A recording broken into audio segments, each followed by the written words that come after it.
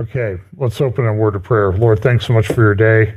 Pray that we'll not have any more technical problems today, and bless our time together in Jesus' name, amen. Well, we're a little bit late getting started just because everything was working and then nothing was working. So today I titled this, Would You Still Like to Play a Game of Chess? I used this many years ago, sort of a takeoff on the War Games movie from back in when I was much younger. And I saw a picture of one of the actress who played the lead, and she's aging. I mean, she's getting old, like a lot of us. But remember the premise of that was they wanted to play a war game. And they wanted the way they figured out to fool the computer was they played tic-tac-toe, which if you play it the right way, there's nobody that can ever win that. But they started off playing chess. So we see a lot of these analogies, things like there's a famous video out there of Putin playing chess, geopolitical chess. And what he does is, people make a move and he knocks their things off the board, and then he picks up their piece and he eats it and that type of thing. I think it's a great, great video. But this is sort of the world that we live in. So let's just look at a few things. So for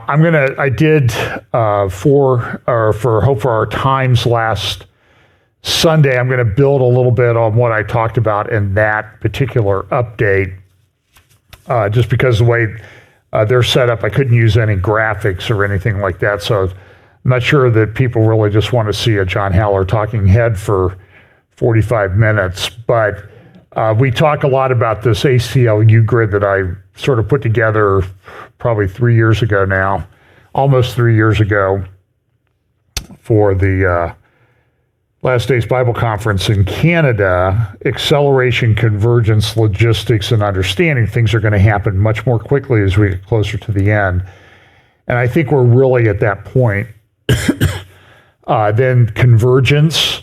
That's important. All they're going to be happening at the same time. Logistics, I think that's important too, particularly when we look at certain prophetic ideas about what's this final Babylon like? Is it real? Where is it located? How does it operate? Is it virtual? I mean, with the computer technology and things that we're seeing, it could be that. But then also there are many wars of the end times. And so that's a question that I've had for a long time, is when we talk about Ezekiel 38 and 39, which I think this Ezekiel 38 and 39 is in this last period before the Lord's return. There are some people who think, by the way, Ezekiel 38, 39 only happens at the end after the millennium. I disagree with that. I think that will be a recapitulation and a final fulfillment of that. But, that's something I don't think we need to argue and fight over. It certainly seems like everything is lining up for Ezekiel 38 and 39 in many respects, except that there seem to be some pieces that need to fall in place yet. I think we're seeing that on a fairly significant basis, but I don't think we're there yet. For example, it talks in Ezekiel 38, 39 about a great company and a mighty army. So right now, do we have mighty armies? We certainly have a lot of armies. We have a lot of personnel. And what did Ezekiel mean when he talked about a great company and a mighty army? What did he mean when he said they shall come up like a cloud? Does that mean a drone swarm would satisfy that cloud? I personally think that some of those things are coming together. And if Russia is coming down out of the north, right now Russia, I think by most reasonable estimates, unless you talk to somebody who's just totally sold out pro-Russian, Russia didn't do as well as they thought in the war in Ukraine. They're going to win, I think. I mean, they've already won. It's just a question now of working out a peace agreement, because there's nobody in the West that wants to hang in there and continue to supply arms and maybe even personnel to Ukraine for the next number of years. That's just not going to happen. And right now, I think there's a good assessment that says that the war in Ukraine could have been avoided. And we have hundreds of thousands of people who've lost their lives. We've had millions of people that have been displaced in Ukraine. And by the way, when people were displaced in Ukraine, how many protests were there around the world marching on capitals, complaining about the millions and millions of people, many more millions of people displaced than we've seen in Gaza this far in the last 7 weeks. I just think that, so that all wraps up in the logistics part. And then there's this understanding as we get closer, as it says in Daniel 11 and 12, we'll have a better understanding and we'll be able to, I think we will get to the point where we will be able to say, this is that which was prophesied. I think we're able to say that some of the things that we see coming together are the things that have been prophesied, but I don't think we're there to say this is a fulfillment of Bible prophecy yet. So, and people will disagree with me, like Ezekiel 36, one of my favorite passages, it talks that the people of the Jews, the people of Israel will be brought back into the land from the nations to which they've been dispersed. And they're brought back, by the way, not because they deserve it. This is one of the problems that I have with replacement theology. And a lot of people say statements like, well, I support Israel. Well, I support the God of Israel, and it's like, okay, so you're much better than everybody else. But the fact that, and then they say, well, the land promises were conditional, but I don't know how you can read Ezekiel 36, where it says the mountains of Israel, the land, I will bring you back into the land, and spiritualize that away. It seems to me to be a very clear end time prophecy involving a nation. And I've said this before, I don't see how a lot of the prophecies that we read about in the New Testament and the Old Testament, Zechariah, Ezekiel, Daniel, make sense without a nation of Israel. They just don't make sense.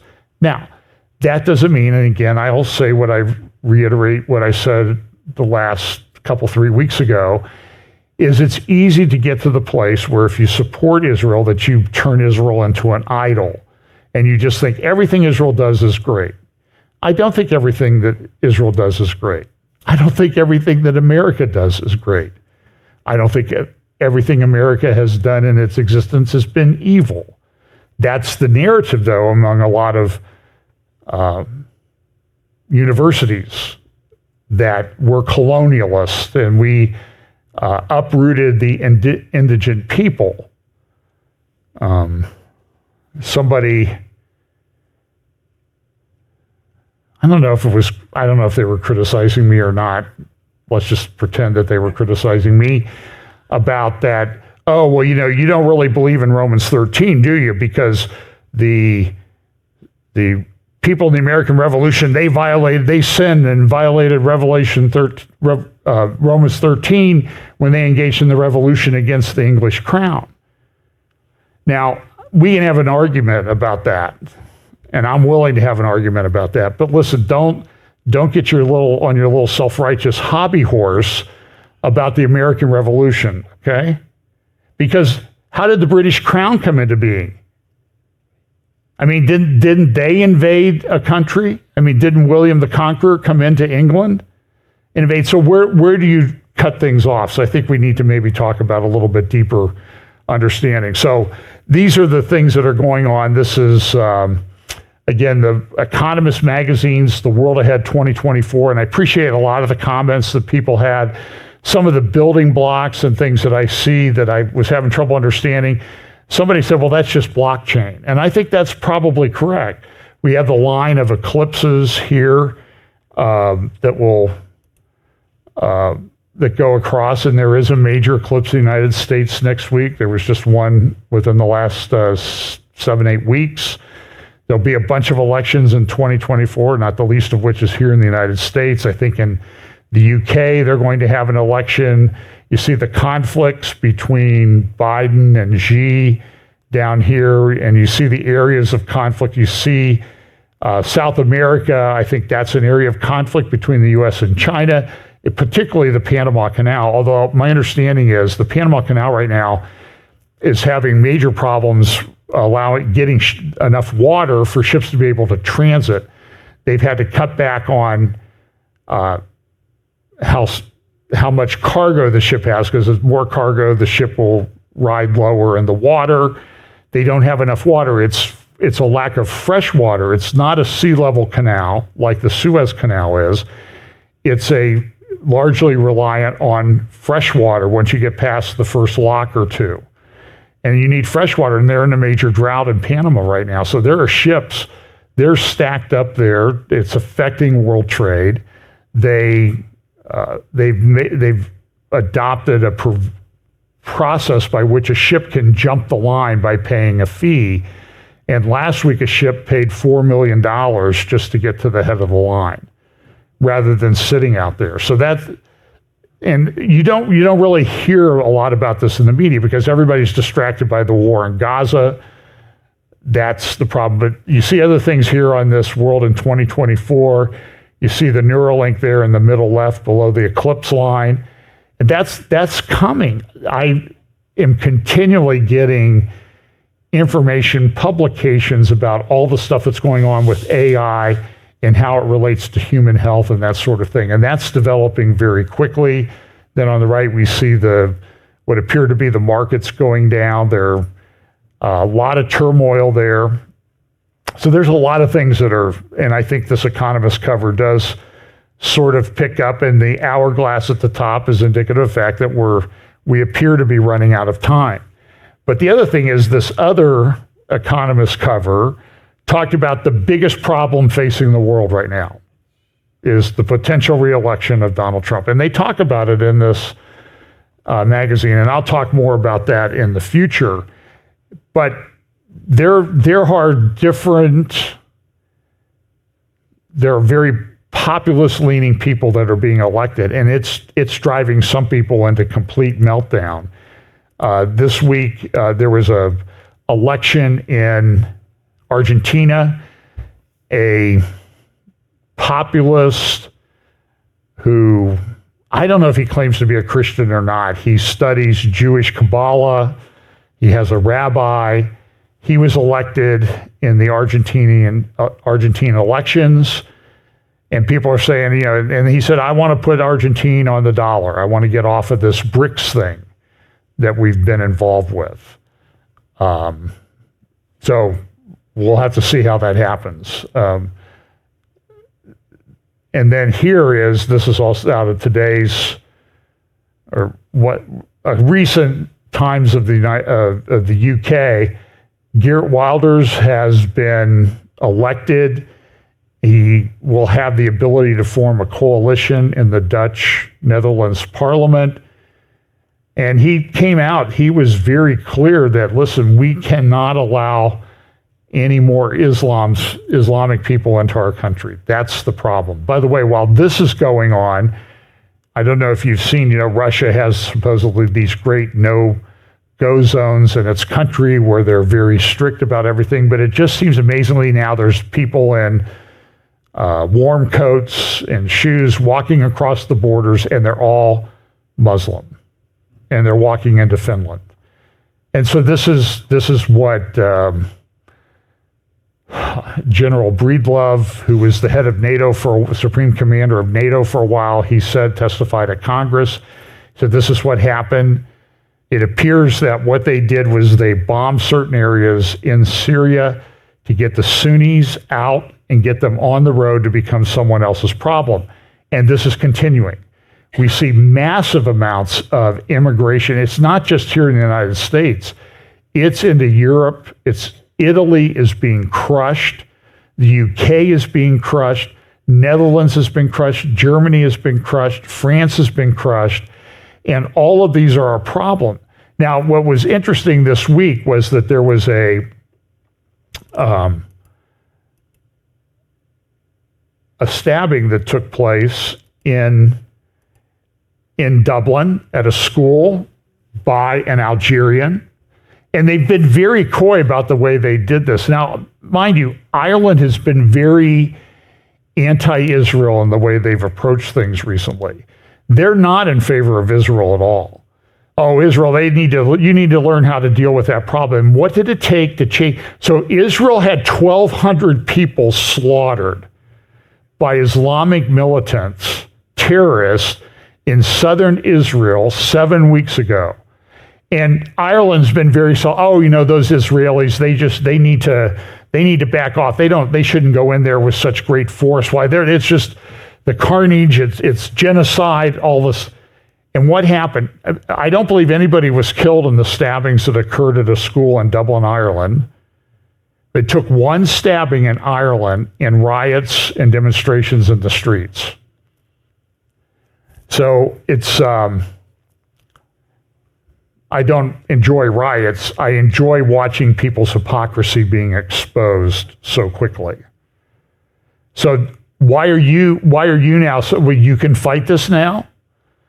And they're having major demonstrations there. And of course, what happens with the people in charge, they come out like, well, you far-right people, you need to calm down and not protest this. So what are they doing? Well, they must read The Economist, because The Economist is a magazine that sort of gives people global elite. Now, one of the other things that's coming is digital ID, digital currency. I don't have a lot on that today, but here is a little video clip recently of Christine Lagarde. She's the head of I can't remember if she's head of the IMF or the European Central Bank. Here's what she had to say. The digital euro is on the move. Yesterday, the Governing Council of the ECB approved the opening of the preparation phase. It will be a journey, and we will walk the journey together with the legislator. All European institutions will be involved to make sure that Europe is equipped with the currency of the future. Cash is here to stay. You will have all options, cash and digital cash. So what does it mean for you? For consumers, it would be free and easy to use everywhere in the euro area. All of that, of course, is subject to the legislative process.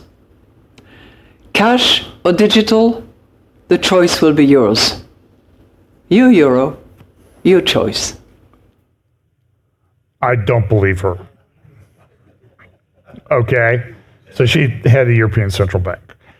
Now, there was this little, with the artificial intelligence thing, a rather crazy, weird series of events at OpenAI. OpenAI is one of the leading digital artificial intelligence, trying to develop AGI, artificial general intelligence. And the goal is to get computers that are going to be more intelligent than humans. And so Sam Altman is one of the founders of OpenAI, along with Elon Musk. Elon Musk left a few years ago because he thought that OpenAI was becoming too commercialized. Of course, now Elon Musk has rolled out his own platform called X.AI. You should go look it up because it's sort of based on this book called A Hitchhiker's Guide to the Universe and this thing called Grok, Grok. I won't go into it here. I'll talk more about it at some point in the future. But here, OpenAI, their board was people who were described as altruistic. We don't want to be too commercial in the development of artificial intelligence. They got concerned with Sam Altman. Now, there's a lot of different rumors running around about Altman. They say, well, maybe he was too focused on other things, and he is involved in other things. In fact, it says, and so they fired him. Then Microsoft got involved. Then Sam Altman went to Microsoft, which has invested about $13 billion into OpenAI. They're probably the biggest investor. Then, lo and behold, some new board members got appointed, one of them being Larry Summers. He used to be at Harvard, Secretary of the Treasury. under the first or second Obama terms. I don't think he's been involved in the third term yet. The first Biden term, but wink, wink. But so here's this. This is from Wired. Sam Altman's second coming sparks new fears of the AI apocalypse. That's from Wired magazine. Remember, it was years ago, Wired magazine put out that article about the social credit score.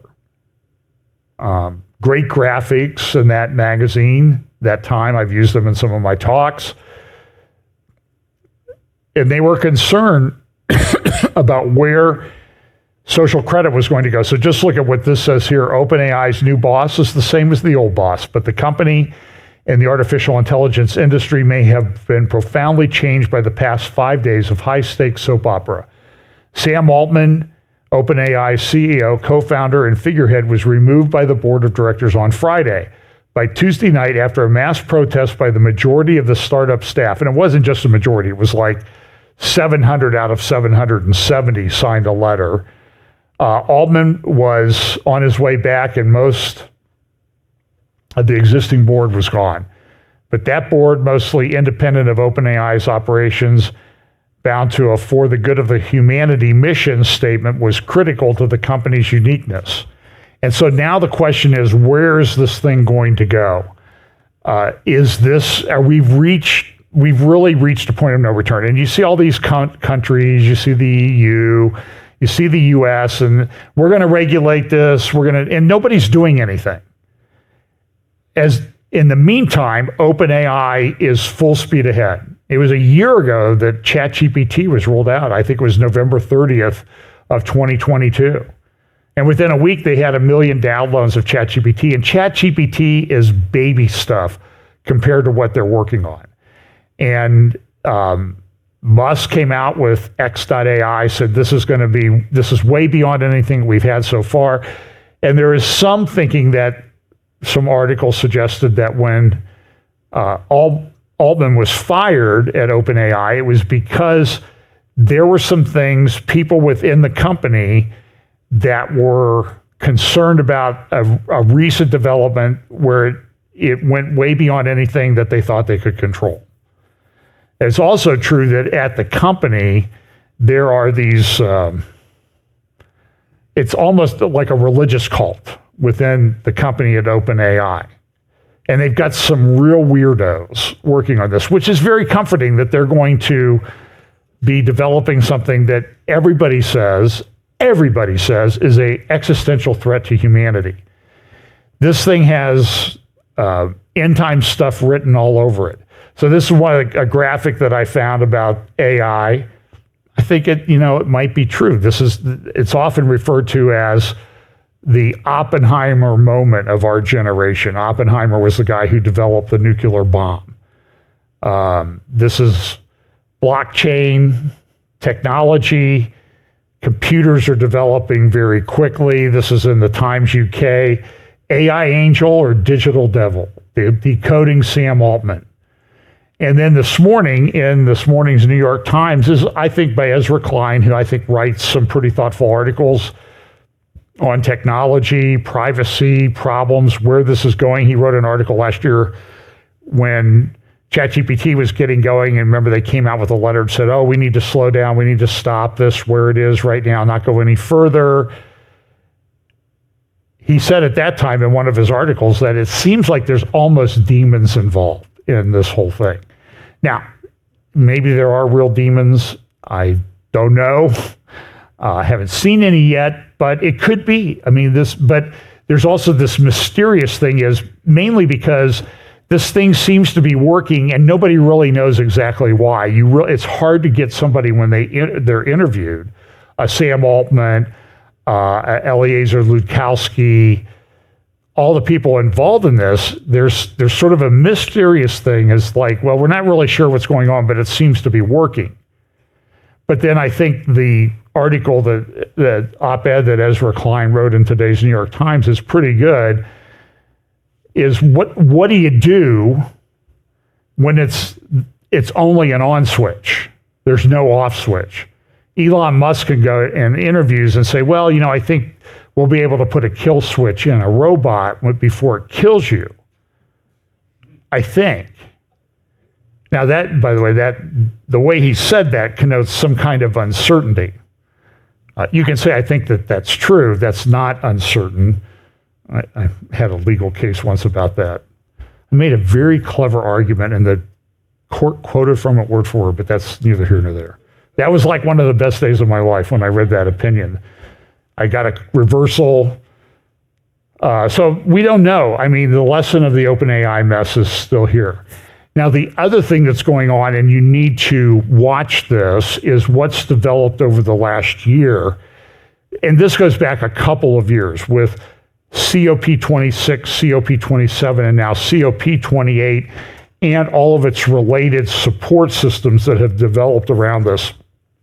One of those support systems is a thing that King Charles III of England developed while he was Prince Charles called Terra Carta, which is a play on, in fact, it was like 5 years ago today, I was at the British Library and I saw the original Magna Carta, one of the great documents of Western civilization. Whether you agree with it or not, it was very important. I think what it was, the 1200s it came out. Very important document. By the way, at the British Museum, the case across the aisle had the works of Michael Palin from Monty Python.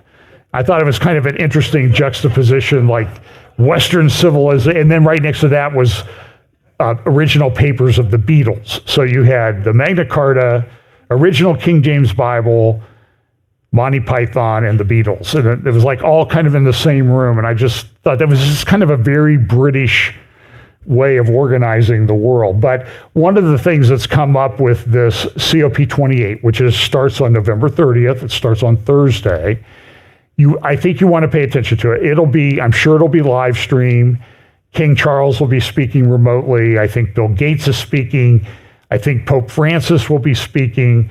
And it's this big environmental push. Now, one of the things that they've done over the last 2 years is they had this thing called Goals House, is a diverse community of business and political leaders, activists, NGOs, and entrepreneurs to work on climate change. And they've had a series of things over the last year.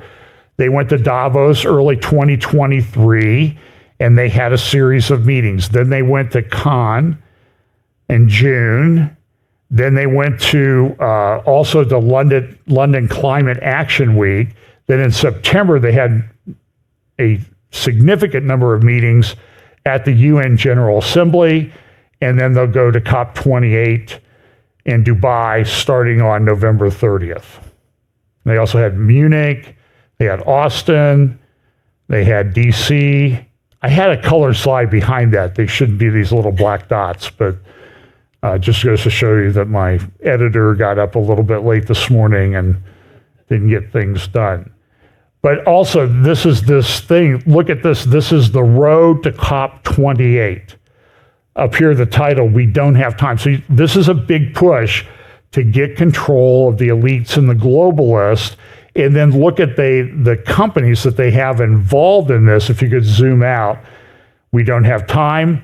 The Clinton Global Initiative, they have our best interests at heart. You just don't realize that. UN Exponential Roadmap, Ericsson, the Nest Climate Campus.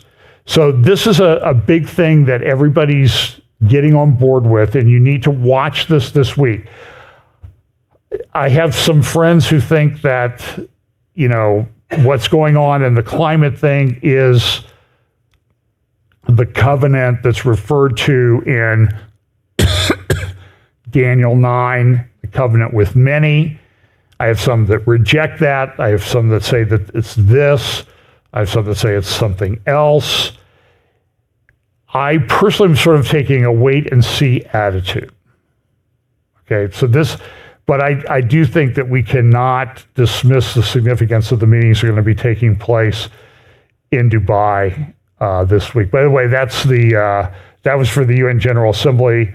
That's the skyline of New York, because I recognize the Chrysler Building, and my wife she'll get that joke. That's a John Halloran John and PM Haller joke. Well, let's go to the Middle East and talk about this for a few minutes.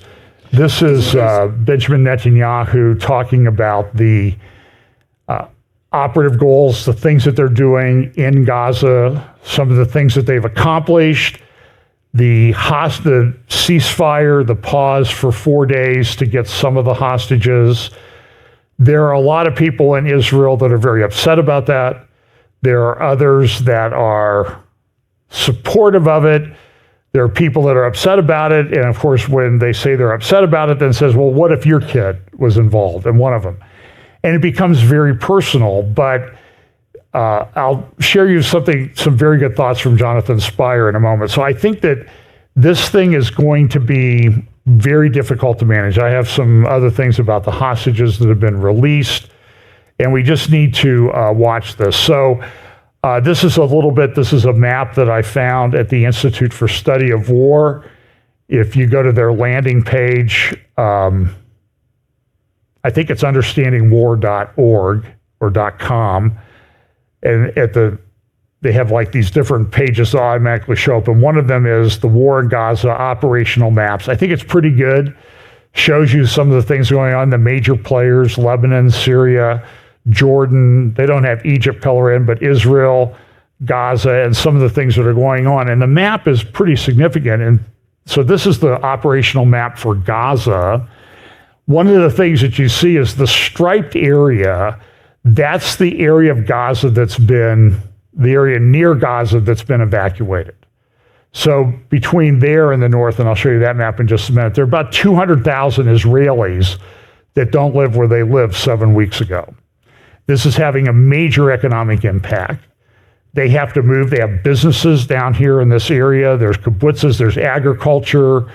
I have friends that live in Israel that have volunteered to go down there to harvest crops that are ripe and ready to be harvested, and they don't have enough people to do it. So that causes agricultural issues, price increases, housing problems. Some of these people are over by the Dead Sea or a lot in resort hotels. Some have moved up to the Jerusalem area. This is the Lebanon border area. You see the blue area there is the Sea of Galilee. The green is Lebanon. The red is Syria. The striped area here between Syria and Israel is the Golan Heights.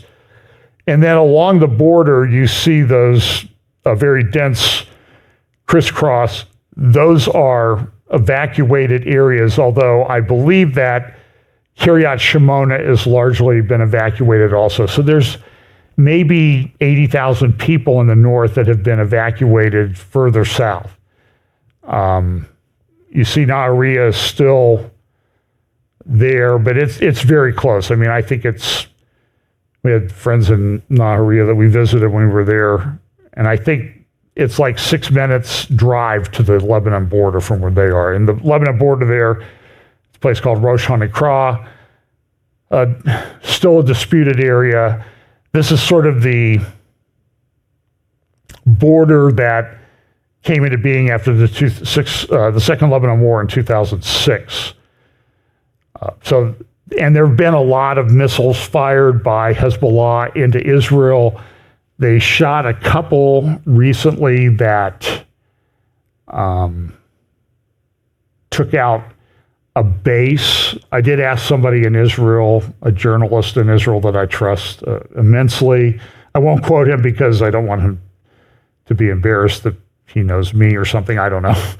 But very, very intelligent, one of the best analysts in the Middle East, and you should follow him. But he said, well, I don't know, the base was pretty much empty. So this is what's been going on. So we're being attacked, the U.S. troops in Syria, northeastern Syria. There have been 69, 70 attacks. And we will respond, we will bomb an empty storage building to show Iran that we mean business. But Hezbollah is doing the same thing. So they're trying to do things, they're trying to show we're here, we're watching, we're ready to go. This is what Hezbollah is the message they're trying to convey. But we're not going to do anything that's really going to provoke you. So it's this game of cat and mouse. But back here in Gaza, Israel, and northern Gaza, the word is, this is a map that I overlaid that shows the destruction. The yellow are destroyed areas, the red are recently destroyed areas. Those, the estimate is the buildings in that part of Gaza are 50% destroyed.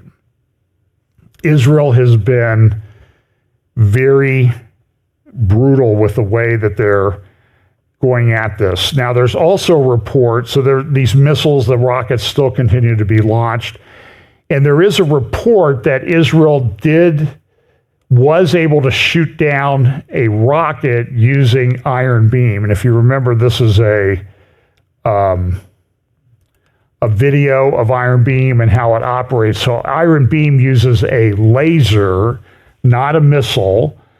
It's much more efficient. You can literally shoot down a missile for dollars of electricity by shooting a laser beam at it. It heats the missile or the rocket and it knocks it down. And so this is effectively what they, Raphael, the company that makes this is how they sort of envision iron beam working. It would be deployed and it would shoot down. Now, if it shot down a rocket, that's a big advance. Because a rocket, when it shoots, it's sort of like a bullet. A bullet is spinning when it leaves. A drone is different to shoot down because it's not spinning.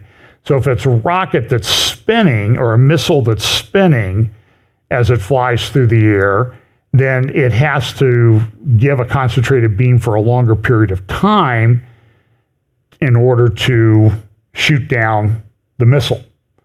If it's just sitting there, that's different. But if it's flying, it's a much more difficult thing. It has a very limited range, maybe a mile to 1.5 miles at best.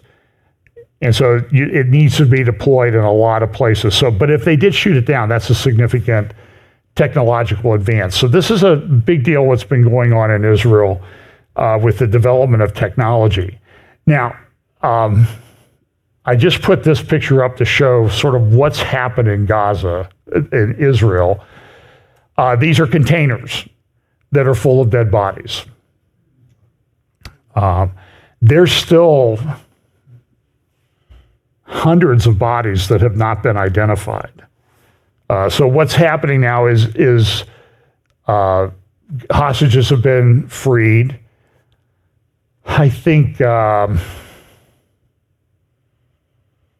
20-some Israeli hostages, and then Gaza has a immigrant Thai population and some Filipinos working there that were taken hostage. So they've pretty much been released. And by the way, people say, well, they don't care about them because they don't put them on posters. Yeah, they're on the posters all over the place. By the way, this thing that I see going on all over the world where they put up a picture of the hostages that Hamas took, then people, professors, lawyers, doctors, go and just tear them down. And they're confronted and they say, well, this is propaganda. So they act like it's not true. But they're releasing hostages now. So if it's not true, then why are they releasing people who were never kidnapped? Oh, it's all an Israeli ruse and it's all the Jews are doing this. And you see these people that have the anti-Semitism is just crazy. And it's sometimes not as overt as others. For example, here's the New York Times from yesterday. 24 hostages are freed as aid heads into Gaza. Now, those were hostages coming from Gaza into Israel. So what did the New York Times do? They put up a picture, and the picture they put up was what? A lady wearing a Hamas flag. This was because the deal was they would release Palestinian prisoners, women and children. And, these people are innocent. I'll show you how innocent they are in just a moment. And some of them came out, they're calling for the death of all Jews. They've been in prison in Israel because they did bad stuff. Even as children, they did bad stuff. Oh, it's harsh. And so what you see is this moral equivalency. Well, we have hostages, you have prisoners, they're hostages too. It's the exact same thing. So there were a lot of people released, really heartwarming videos. I'll show you one in just a moment of these different people who've been reunited with their families. They were in pretty good shape, although they said it was not, they had to sleep in plastic chairs. If they wanted to go to the bathroom, they had to knock on the door, and sometimes it'd be an hour and a half before somebody came to let them go to the bathroom. And so there's freedom for some. Women and children have been released. Some Thai men have been released, but no Israeli men, and certainly none of the Israeli soldiers, of which there are a significant number that are there. And you see these people that have been in captivity now for 49 days. They've been released. A lot of people are celebrating this. And people are making really stupid statements. People are getting fired. I don't have a lot of sympathy for them. This is more about the chaos in Ireland that I talked about earlier. A knife attack outside a school acted as a trigger for a mob fueled by anti-migrant rhetoric. And so that's what they say is it's never the person who does the stabbing who's at fault. It's never Hamas who did something awful that's at fault. It's the Jews, or it's the far right. So this is what they do, is they push this narrative. Some of them were afraid, the hostages were afraid that they were going to be executed. And you see some of these just really touching things where some people were thought dead and turned out they were released, and the hostages, they didn't even know they were hostages. Here's a picture of this is a New York Times summary of some of the hostages being released. You can see that looks like those are mostly Thai workers. And it's interesting, if you watch a lot of these videos, what you'll see is that the people of Gaza were running after the vehicle, shouting and, death to the Jews and all this other stuff as these hostages were being released.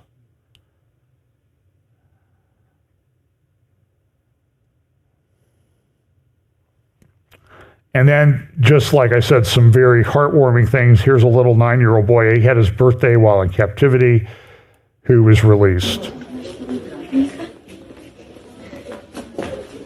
Sees his father. He was held with his mother. His mother was also released. Here she comes. I think also his grandmother. She was released also.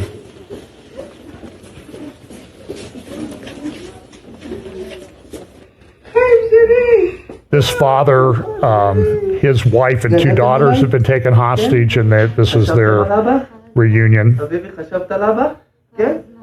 חשבת עליי דברים טובים? כן? מה אמא אמרה עליי? חלמת שהלכתם הביתה? הנה עכשיו החלום מתגשם, אנחנו בבית, זהו, אנחנו עוד מעט הולכים לבית שלנו. עוד מעט אנחנו חוזרים לבית שלנו. So very heartwarming. There was another, I don't have the video in my slide deck, little girl named, I think her name was Emily Hand. Her father is Irish. He had gone to Israel to work at a kibbutz. She was staying over at a friend's house, was taken hostage. It was initially believed that she had been killed. The father had actually come out and said, I'm glad that she died so she didn't have to spend time with those monsters in Gaza. Well, it turned out she was released yesterday, 8 or 9 years old, had a reunion with her father. Now, at the same time that they did that, they released prisoners, I've been brainwashed. They released prisoners in Israeli jails of people that had been done. And so one of them was this lady. They put up her before picture. This is what she looked like before she went, couple days before she went to Israeli prison, and they said, look at her now, this is the way she looks. But what they don't tell you is that she got burned because the car bomb that she was trying to set off exploded and burned. It didn't explode, it burned, and it burned her face. It was her own fault, but the way it's being put up on social media is, look what Israel did to this beautiful lady, how they destroyed her face. Israel did not do that. She did it. The anti-Semitism is unbelievable. Now, I have a couple little videos that are compilations of some of the people released from Israeli prisons. I think there were 50, and there'll be more. There was another hostage release, was delayed. Israel came out and said, if we don't have these people by midnight, the ceasefire is off, and they got the people just before that, so then Israel released more people. So they're probably up around 100 prisoners released, teens and women. But here's what some of these people did. Here's a video. This lady was released, and you can see her, she's trying to stab this guy in the old city of Jerusalem, and he dealt with it, did a little street justice there. She survived it. She's been released now, but they act like she was innocent. Here's a compilation of videos. This is one of the this poor boy, he was held in prison. It was just terrible. Well, you see him running down a guy on the street with knives. That's not a good thing. I don't care if he was 12 years old when he did it. Here's another guy being chased with somebody with a knife. That might be one of the same guys.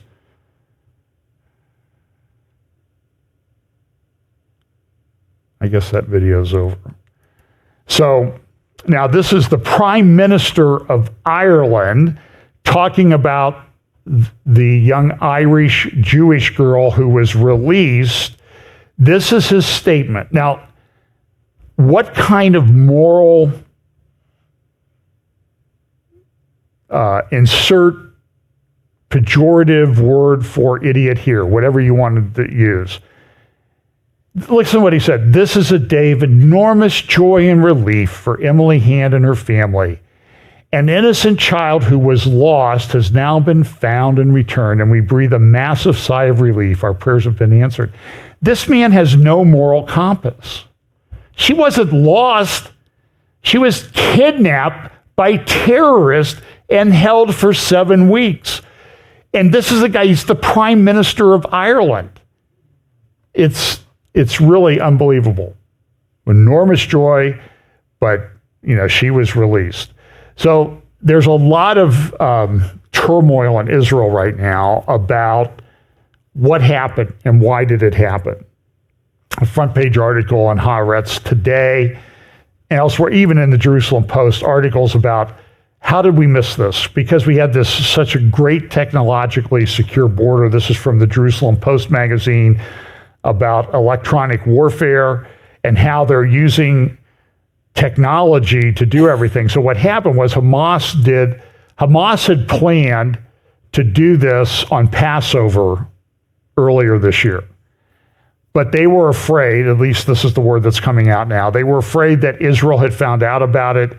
It might respond and shut things down before they were able to accomplish anything in the operation that they wanted to do.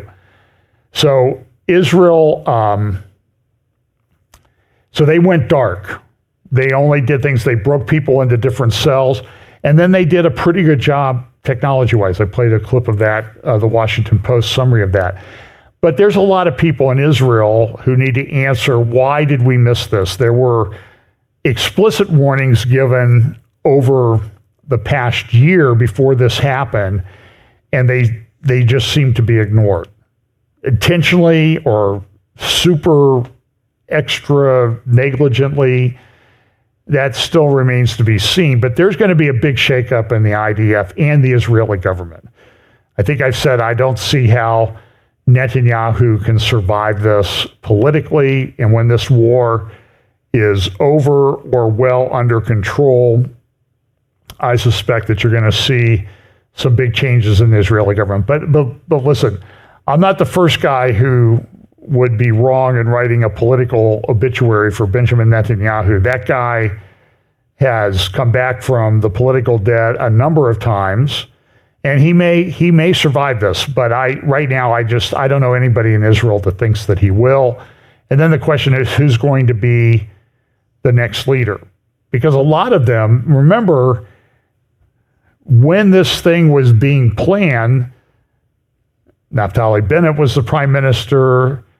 Lapid was the foreign minister. Then Lapid became the foreign minister for a short time, a caretaker prime minister before the last elections last November. And then the government was formed and began serving in late December. I was there in early December, and they were still in the process of forming the government, having a lot of back and forth at the Knesset. The Knesset was meeting, the Knesset's formed, but the government, the executive branch, is not operating yet. So it kind of leaves them in this never land. But, you know, Lapid has things to answer for. Naftali Bennett has things to answer for. They all have things to answer for. And the question is, should they be in charge, and who are they going to get to replace all of this when it's done? Then the question becomes, what do we do with Gaza? What's that going to look like? So it's clear as I read the Iranian press, the Tehran Times, talking about Israel's reached the point of return. They have these things like the Zionist regime has been knocked out by the Al-Aqsa storm, and they have this constant use of imagery of the Dome of the Rock that they have. Here's a speech that Khomeini gave. Yes, they show their power, but where? In a hospital for Gazan patients, and a Gazan schools, and on the heads of the Gazan people who have nowhere to go. The show of power. This is similar to an athlete who loses in a competition and retaliates by physically attacking and verbally abusing the fans of the opposing team. In other words, there is nothing more disgraceful than what the Zionist regime has done. And we understand verbal abuse and that type of thing, and we understand defeats here in Columbus, Ohio, after what happened yesterday up in the big house in Michigan. It's a pretty good game. You know, I don't have too many beefs about it. Plenty of opportunities to win. You can't miss field goals and that type of thing.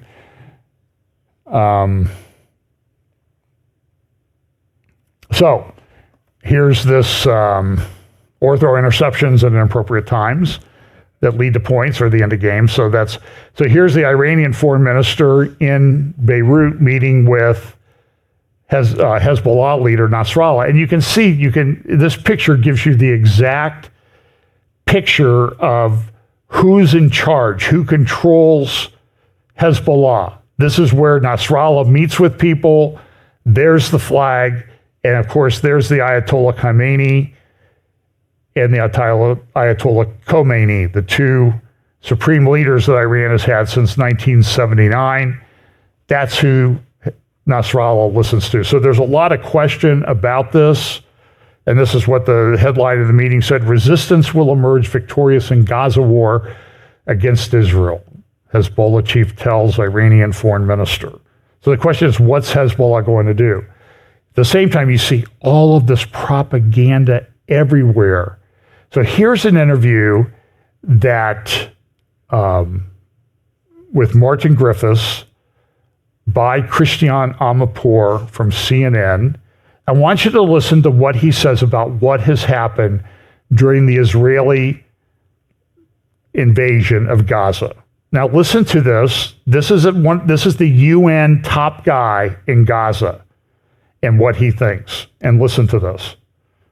So you have been, on the front line of this since the beginning, but you've also been, UN special envoy and advisor to many, many, many issues. Yemen, Syria, you've been in UNICEF, you've been doing this for a long time, head of relief operations, NGOs, the whole lot. Have you ever seen anything like this? Well, how do you assess what's happening right now in terms of humanitarian needs in Gaza? The worst ever, Christian, and I don't say that lightly. I mean, I started off in my 20s dealing with the Khmer Rouge, and you remember how bad that was. Yeah, a couple million people. But 68% of the people killed in Gaza are women and children. They stopped counting the numbers of children killed after 4,500 had been counted. Nobody goes to school in Gaza. Nobody knows what their future is. Hospitals have become a place of war, not of curing. No, I don't think I've seen anything like this before. It's complete and utter carnage. There's another man who has I would say he has a broken moral compass, but I think that's giving him too much credit, because to say that his moral compass is broken presumes that he has some morality. This is unbelievable. The worst I've ever seen. And I started with the Khmer Rouge, the killing fields. And so they say, and so here you see this is the New York Times front page. Deaths reported in Gaza, and this is the 68% number. And look down here, the source, Gazan officials. Hamas. At least they're honest where they get this, but they don't do any. What happened to the journalism part? Here's another one. Share of people killed in Gaza fighting between Israel and Hamas. Sources, UN Office for the Coordination of Humanitarian Affairs before 2023. Now, Gazan officials. So at least they're honest about this. And it's this claim over and over again, this is genocide. So Moshe Hashem, if you've ever been to the Jewish quarter in the old city there, the square where the menorah is, he's got a shop there. His shop is Shor Hashem. I don't think that's his last name. But anyway, Moshe, he put this on his Facebook page this morning. This is ethnic cleansing. Jewish population 1948 versus 23. Egypt went from 63,000 Jews in 48 to 3 today. Syria went from 40,000 Jews to 0. Iran, 100,000 to 8,500. Iraq, 150,000 to 4. Lebanon, 20,000 to 29. Morocco, 265,000 to 2,100. Algeria, 140,000 to 200. Libya, I'm going to go through each one, 38,000 to 0. Tunisia, 105,000 to 1,000. In Gaza, about 8,000 in 1948 to 0 today. Who's apartheid? This is the apartheid. By the way, it's genocide. If this is genocide, this is the most, I'm sorry, I don't like people dying in war. Innocent civilians, and I'm sure there are innocent civilians. What I don't like is I don't like that anybody who talks about this, Christiane Amanpour, she is a despicable human being. She has been like this forever, anti-Israel. And she could get on, she could come up here and argue that she's not anti-Israel, but the proof is all the things that she's done, all the interviews that she does, where she never challenges these people.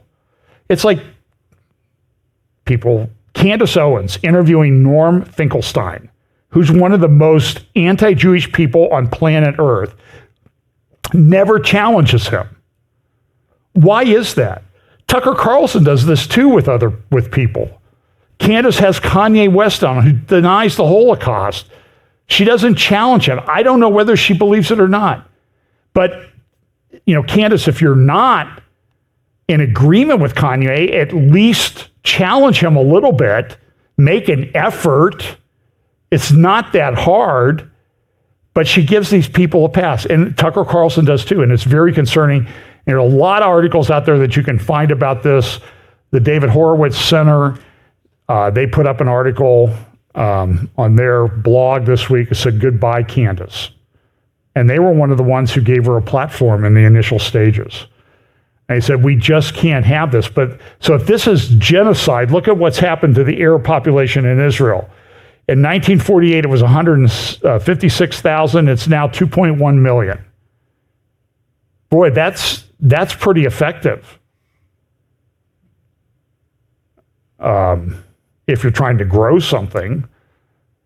Arabs in Gaza, 80,000 in 1948 to over 2 million today. Even with the people that have been killed in this recent invasion. It's crazy.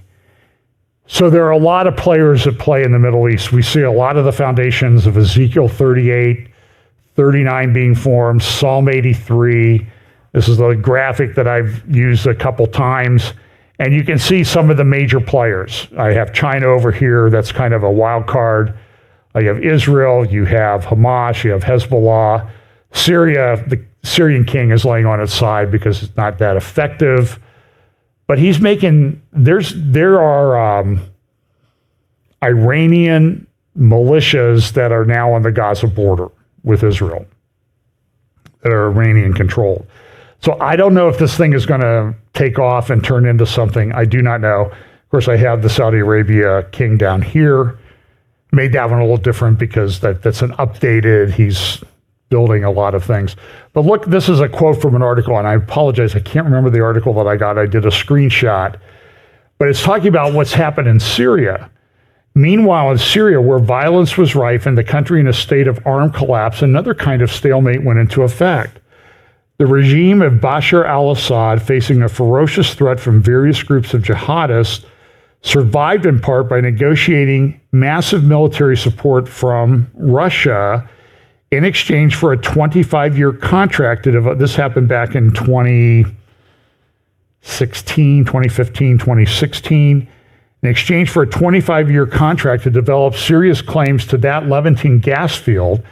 Included in the deal was a major expansion of the Russian naval base at the port city of Tartus, ensuring a far larger naval presence in the Levantine basin. And so what they have looked at is the gas and oil assets in the Levantine basin. I will get to that in just a moment. But the other thing that's happening is Iran is kind of throwing its fingers into things. These are from some Houthi, Houthis in Yemen have posted this on their Telegram channels. These are, see the ships have Israel on the side. There have been a couple of merchant ships. One's been attacked by a drone. I believe one's been boarded. They're owned by Israeli billionaires. There was another one that was taken, they took control of it, but I don't think that was an Israeli citizen-owned vessel or Israeli company-owned vessel.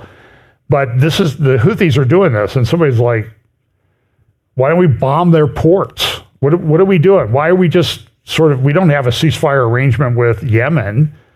They're launching drones and cruise missiles at us all the time. Maybe we should do this. These are pictures of, this is a graphic from, I think I got this from the Middle East Forum. That's Daniel Pipe's group, where Jonathan Spire, Dexter Van Zyl, Van Zyl writes for them. These are the attacks on U.S.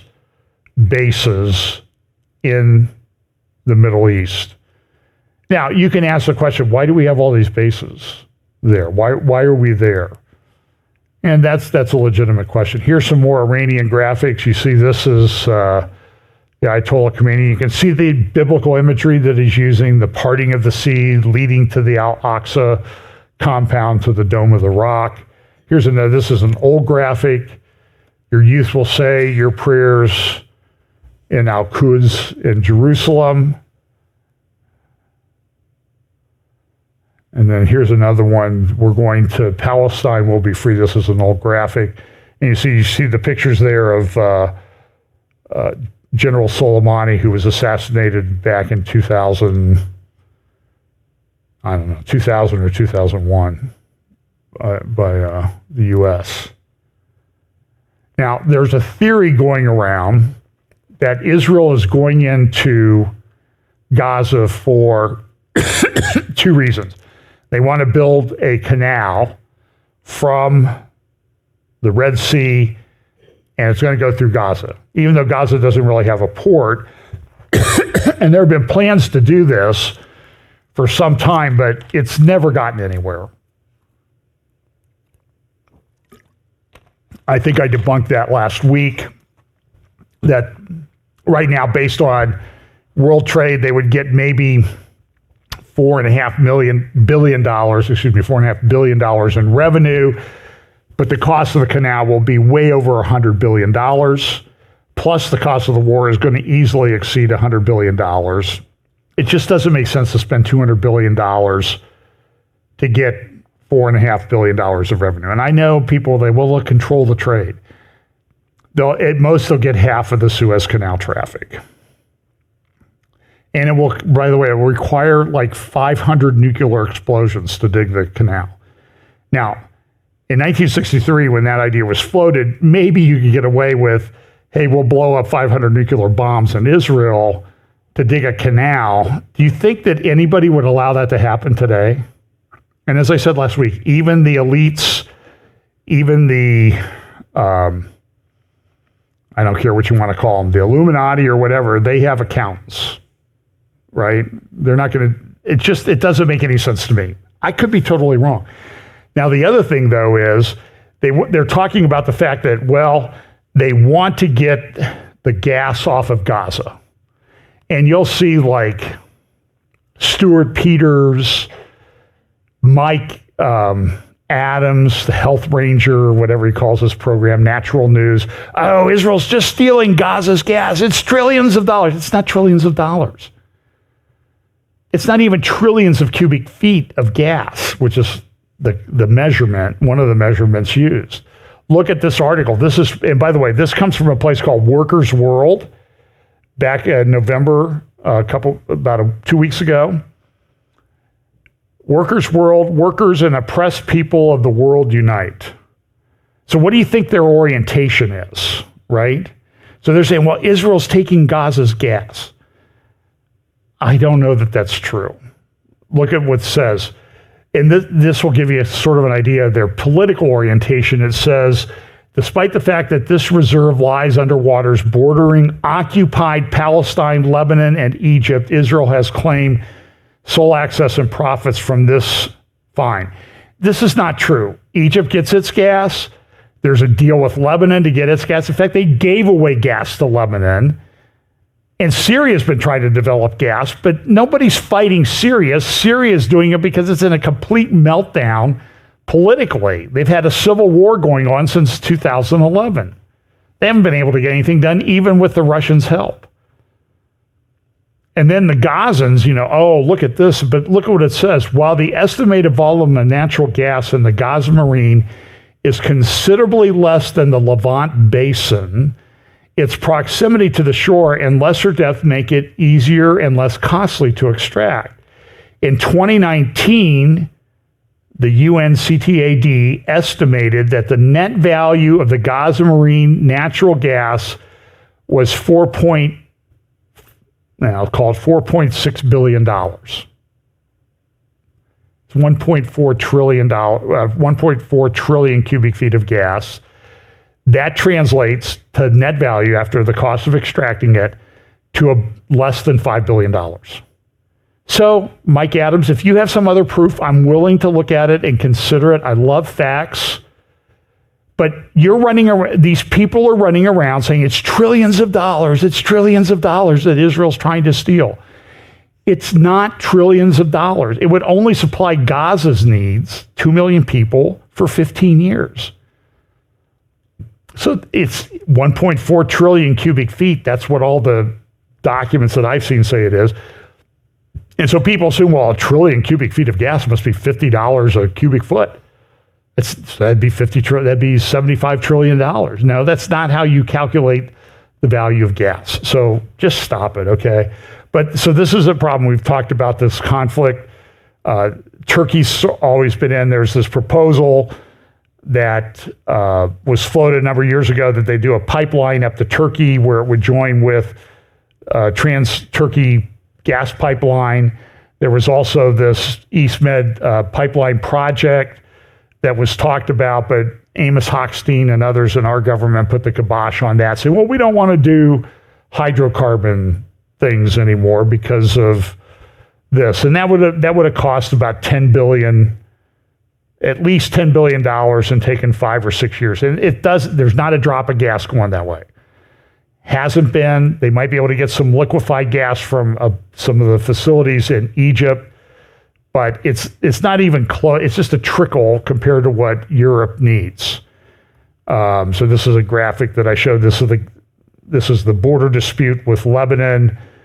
That Israel gave up a lot of billions of dollars really worth of gas that they didn't need to give up. But Hezbollah can't do anything about it because they're focused on trying to get rid of Israel.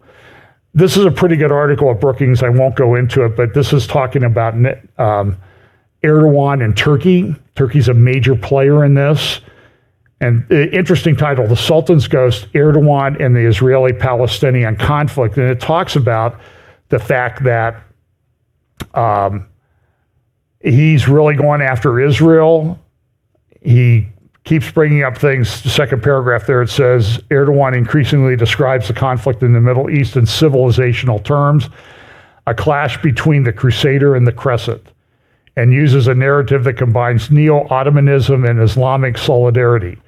He has been able to convince a sizable portion of Turkish society that the Israel-Palestinian conflict is central to Turkey's global posture and regional ambitions. And he's really going for broke. So if you want to go to Brookings, I think it's brookings.org, and you can read about this article. I think it's a pretty good article, even though I think Brookings is kind of a center-left to left organization. But this one, I think, got a lot of the facts correct. We could talk about Ezekiel 38. Psalm 83, not Ezekiel 38. Went dyslexic there for just a moment. Psalm 83. And we'll talk about that more in the future. But this is another thing. This is some imagery from Iranian and Arab press, and you see how they view the Dome of the Rock. That's the heart of Islam. And it's not the heart of Islam. It's not only became the heart of Islam after the Jews became prominent in the land of Israel as they came back. And then this is a good graphic from an Arab newspaper showing that Iran is throwing oil on the fire. This is a video. Iran has now developed, they released this information this week, yet another hypersonic missile that they're talking about. And so remember, there was the one that said it was like 400 seconds to Jerusalem. And if you calculate that, that comes out to 6.66 minutes. I'm sure that's, all these things are just an accident of math and that type of thing. So that's being developed, that's being rolled out. A lot of this in the press, you can find the videos on this. So here's Jonathan Spire. I just want you to look at, I'm going to mention a couple things that he's doing, and then one section on the land of Israel. I mentioned Ezekiel 36 earlier. I just don't see how these end-time prophecies work out if there's not a Jewish state of Israel back in the land. Everybody says, well, it'll come about later, but there's all this other stuff that's part of it. And again, doesn't mean that everything Israel does is correct or right. Okay, but I think it's clearly their land. God is jealous for Zion. And I'm going to have longer teachings about this in the future. But here's Jonathan Spire, which I think is just a brilliant Facebook post that he put up, and I'm going to read all 3 paragraphs. From the outset, regarding the current Gaza war, I've argued that there are 3 campaign timetables running, and they are not in sync with one another. And Jonathan Spire, by the way, I know Jonathan, he is easily at the top of Middle East war correspondence. I mean, if not, I think he's the top. He's incredibly intelligent, articulate. Try to find him. Middle East Forum puts up webinars every now and then. You can find him on YouTube. So he said there are 3 campaign timetables running, and they are not in sync with one another. These are the military, diplomatic, political, and hostage timetables, or clocks as they are termed in Hebrew. The first of these involves a military campaign intended to destroy Hamas governance in Gaza. This requires a lot of time. The second is a political and diplomatic campaign to extend the window of time available for Israel to complete the task. In this second area, victory can only be relative. Israel will not be afforded an infinite amount of time. That's why the military campaign needs to be conducted with single-minded speed and determination. The third timetable, that of the hostages, by definition works against the first 2. If you want to make this third timetable the imperative, then you run the very real risk of slowing down the advance on the first timetable until the second one intervenes to bring it to a halt before it reaches its goal. This, it seems to me, is what the Hamas leadership is counting on. It may well be that the nature of Israeli society is such that it isn't possible for Israeli government to act in a way other than to focus on the third timetable to the detriment of the first two. If that is so, though, it seems to me that then Israel's Islamist militia enemies and their patron in Iran have discovered a terrible vulnerability in Israel, which they will continue to work to their advantage. That's so not because I want it to be so, of course, but because of the way it is, I think. And he also had a great article in the Jerusalem Post on Friday. You can go to jpost.com and get this article, Hezbollah fighters on the Israeli-Syria border. They're sort of probing whether that front explodes into a full-blown war, and if that goes into a full-blown conflict, then it's very likely there will be a regional war to a world war over this. And you see statements being made by Putin and Xi of China talking about how they're really in favor of the Palestinians. Israel's going too far. Oh yeah, sorry about those people that died and those hostages, but get over it, man. There are other things. So this is a big deal. It's interesting the way the maps are done. So, like, for example, you'll see these maps. This comes from, I can't remember what website, but you see here they have the British mandate Palestine. But there weren't definitive borders. Then it was split into, this is the UN proposal. And it's interesting, you may see this a lot on Twitter and Facebook. People, look, they always say there's no Palestine. Rick Wiles says this. He pulls out an old Bible and says, look, it says Palestine.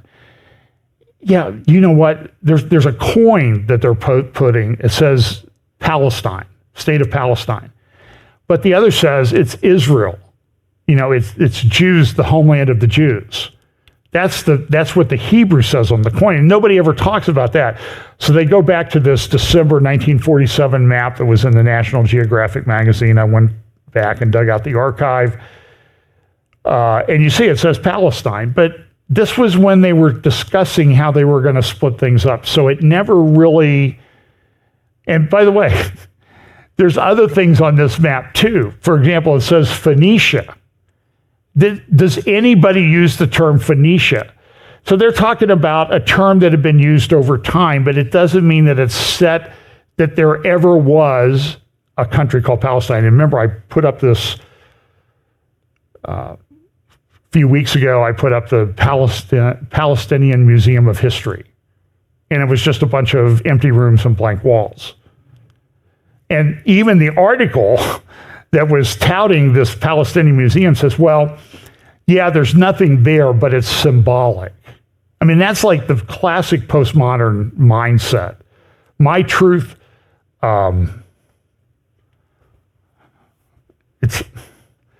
we used to be near a hyper-charismatic organization called the Glory Barn, where we went to college in Indiana.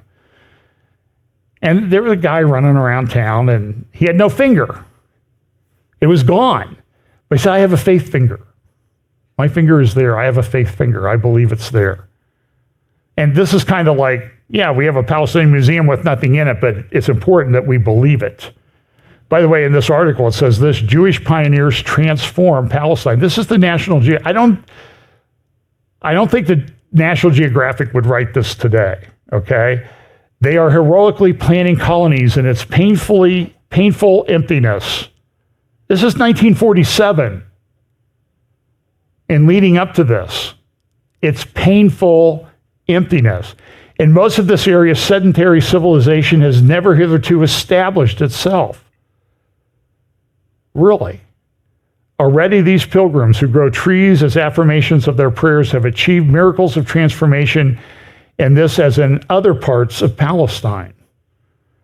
So there's a lot that I could say about this. I want to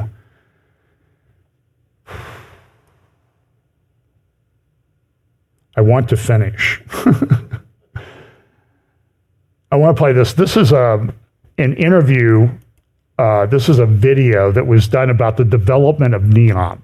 Because I think this is very important in this, and is there going to be this normalization peace agreement between Israel and Saudi Arabia? It will be the new Babylon, so to speak. And if it doesn't succeed, it will be an interesting phenomenon. Wait, let me go back. I talked over that. So, If it succeeds, it will be the new Babylon, so to speak. And if it doesn't succeed, it will be an interesting phenomenon. so that's what the guy said who's building this thing at Neon, the architect. If it succeeds, it will be what? The new Babylon. So put that on your list, whether you like it or not. And it does have some of the characteristics of Babylon. And with the way the Saudis tout it and push things, it sits, as they say, at the center of world trade. Now, I don't know if I'd want to live in the big hallway, but it's coming. And then a lot of people are talking about, well, we're going to do something about Geert Wilders in his speech. That was the important part of his speech when he was elected in Netherlands the other day. He said that Palestine is Jordan. That's very interesting. So this is the Trump plan for peace, and you see that it has this green area, but it would be tied to Jordan. There's a lot of proposals. You see these corridors that would tie Gaza to the area of the West Bank, and then the West Bank to Jordan. Highways, I don't know.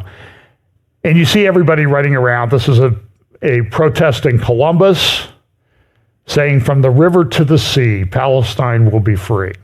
Oh, it's just an aspirational thing, Rashida Tlaib says. Baloney. It means get rid of Israel. Send the Jews someplace else. Send them to America. A good article at American Purpose that says, from the river to the sea, when Hamas revised its charter in 2017, it tapped into the narratives of the global left with stunning effectiveness. So you might want to look up that article, American Purpose by Jeffrey Herf, called From the River to the Sea. And he just says this is anti-Semitic. But listen, God has a different plan. And I mentioned this the other night in Zechariah chapter 9. It talks about the fact that when the Messiah comes, it's not going to be from the river to the sea. It says this, I will cut off the chariot from Ephraim and the horse from Jerusalem. The battle bow shall be cut off. He shall speak peace to the nations. His dominion shall be from sea to sea and from the river to the ends of the earth. That also says that in Psalm 72, verse 8. From the river to the ends of the earth.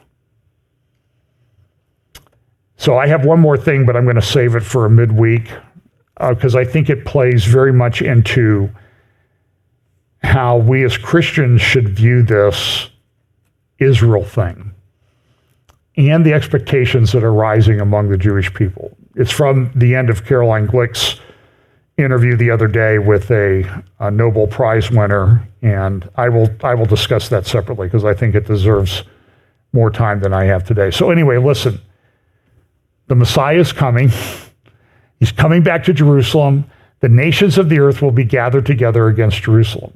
Now, I'm just going to ask you, how does that happen if it's not this Jewish nation of Israel? How does Zechariah 12? How does Zechariah 14?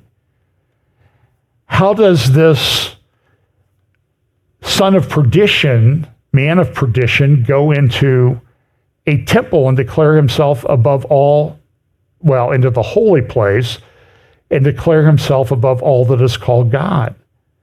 That's a Jewish characteristic. I don't understand where people are coming from. By the way, you're entitled to your opinion. You know, I support people being wrong. I support people rooting for Michigan. Okay, you know, and they won, by the way. But listen, this is the way these things are playing out. It's all starting to come together. So let's pray, and I'll get something together midweek. I will be doing an interview live 10 p.m. Eastern, no, I'm sorry, 10 p.m., 10 a.m. Eastern on Stand Up for the Truth, Q90fm.com, and I'll post it on my Facebook and Twitter, 10 a.m. Eastern on Thursday the 30th. So I think that's all I have planned so far this week. So let's pray and let's keep all these things in mind. Lord, thank you so much for your word, for your guidance, for your gift of Bible prophecy to us so that we could make some sense of the things that are going on in the world today. Lord, I just pray that you will give us the courage, infuse us with the Holy Spirit so we can stand firm in our faith and share the gospel with those around us as time appears to be getting shorter and shorter. Bless us this week. In Jesus' name, amen.